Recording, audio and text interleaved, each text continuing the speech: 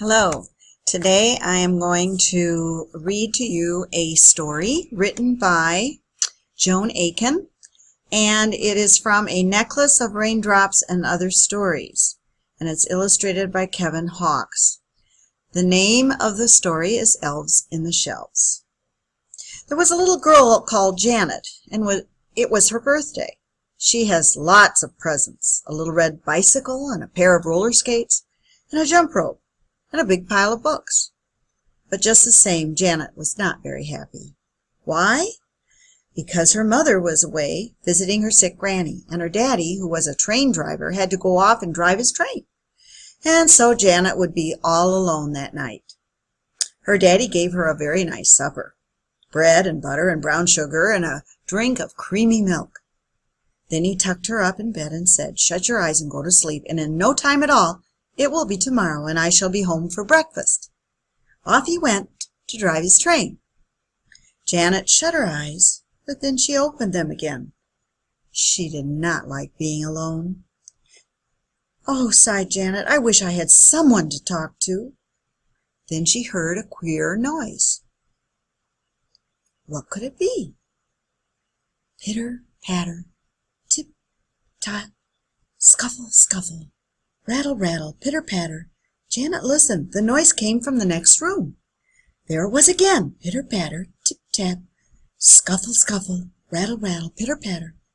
Janet jumped out of bed and tiptoed to the next room. What do you think she saw? All her new books were opening, and all the creatures in them were coming out. There was a book about elves, and all the elves were running out of the book and playing leapfrog and climbing up into the china closet. There was a book about mermaids, and all the mermaids were swimming out and diving into the bath. There was a book about penguins, and all the penguins were waddling out and climbing up into the icebox. There was a book about seals, and all the seals were flopping out and pulling each other up into the sink. So when Janet looked, she saw elves in the shelves, mermaids in the bathtub, penguins in the icebox, rabbits in the coal bin, peacocks on the table, and seals in the sink. Wasn't that a funny sight? Enough to make you blink. "Who are all of you?" said Janet, "and what are you doing here?" "We have come to play with you, so you shan't be all alone." Janet had never had so many playmates before. Who should she play with first? The elves in the shelves? They were playing football with a marble. Or the mermaids in the bathtub? They were floating on Janet's sponge for a raft.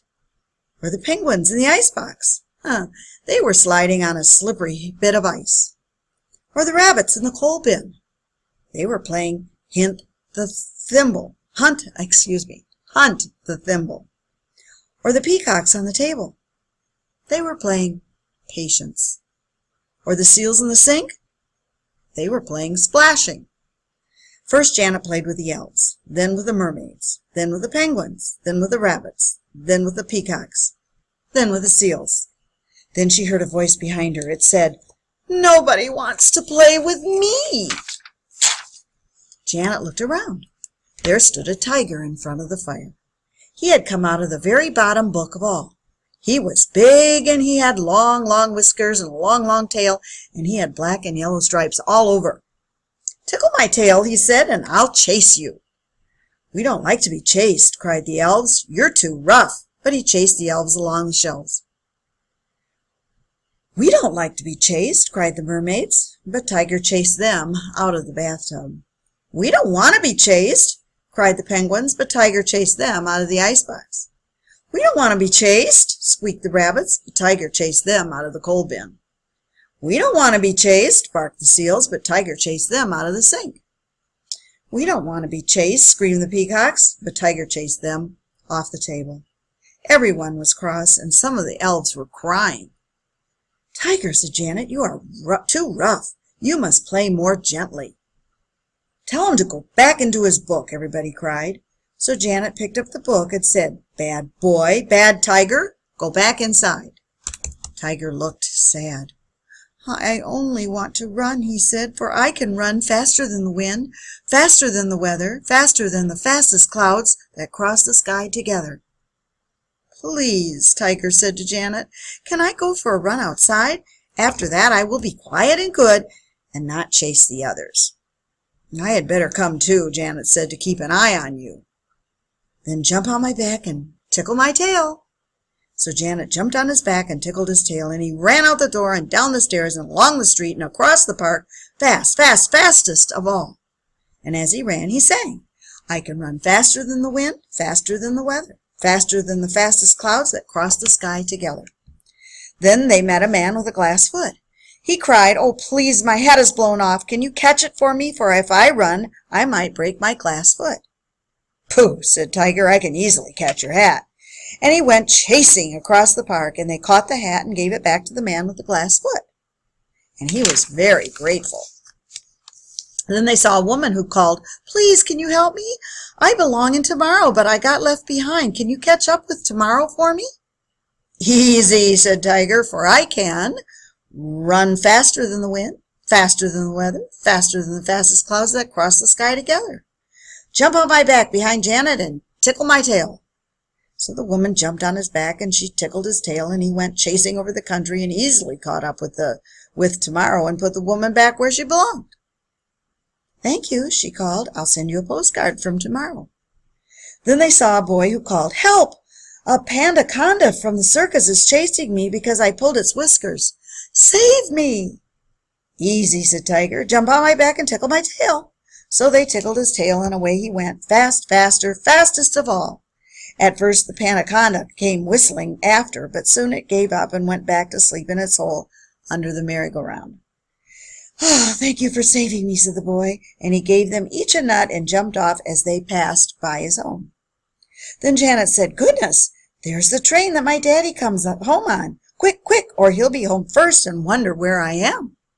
"Easy," said Tiger. "I can beat a train any day, for I can run faster than the wind, faster than the weather, faster than the fastest clouds that cross the sky together. Only tickle my tail." So Janet tickled his tail, and they went racing back over the country and over the town, over houses and churches and mountains and rivers, across the park and along the street and in through Janet's window. "Quick!" she cried. "You must all get into your books, for my daddy's coming home." For there were elves in the shelves, mermaids in the bathtub, penguins in the icebox, rabbits in the coal bin, peacocks on the table, and seals in the sink. "I will play with you all again tomorrow night," Janet promised. She pushed them all into their books. Tiger was the hardest to push because he was so big, and then she ran next door and jumped into bed and shut her eyes tight. Next thing, she was asleep. And next thing, she was awake again, and there was her daddy making breakfast. After breakfast, Janet went and looked at her books, but they were quite quiet and still.